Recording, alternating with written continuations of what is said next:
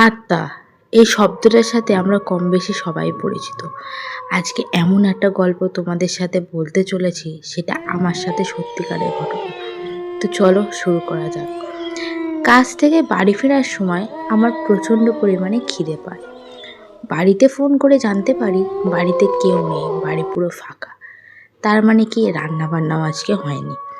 তার জন্য আমি যখন রাস্তা দিয়ে ফিরতে ফিরতে খেয়াল করি রাত্রির তখন বাজে 11:30। সব দোকানঘাটও বন্ধ, এটা নর্মালি ব্যাপার। অনেক খুঁজে খাজে একটা ছোটোখাটো রেস্টুরেন্ট পেয়েছি। সেই রেস্টুরেন্টটাও বন্ধের দিকে, সে সব কিছু বোঝাচ্ছে।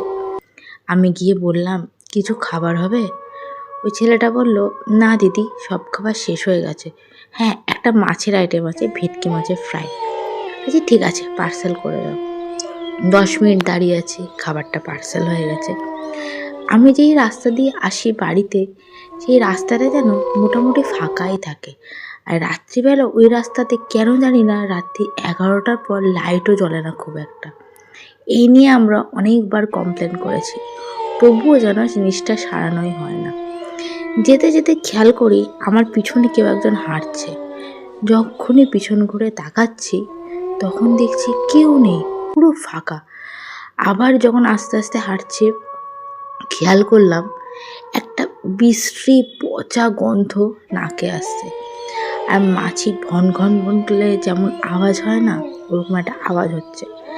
আমি নাকে হাত দিয়ে কিছুক্ষণের জন্য দাঁড়িয়ে গেলাম। আবার পিছন ঘুরে খেয়াল করি কি কেউ আছে। উমা, যখনই আমি পিছন ঘুরেছি তখন দেখছি একটা ছায়া রীতিমতো আমার পিছনে দাঁড়িয়ে রয়েছে।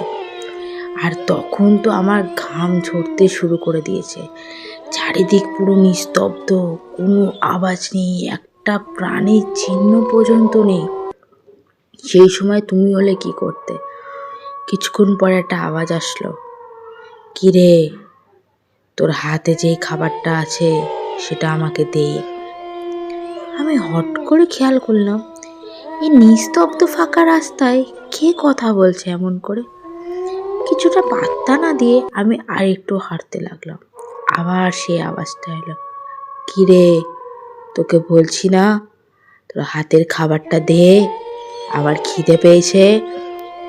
দ্বিতীয়বার কথাটা শোনার পর সত্যি আমার খুব ভয় লেগে গেছে। আবার থতমত করে পিছন করে দেখি কি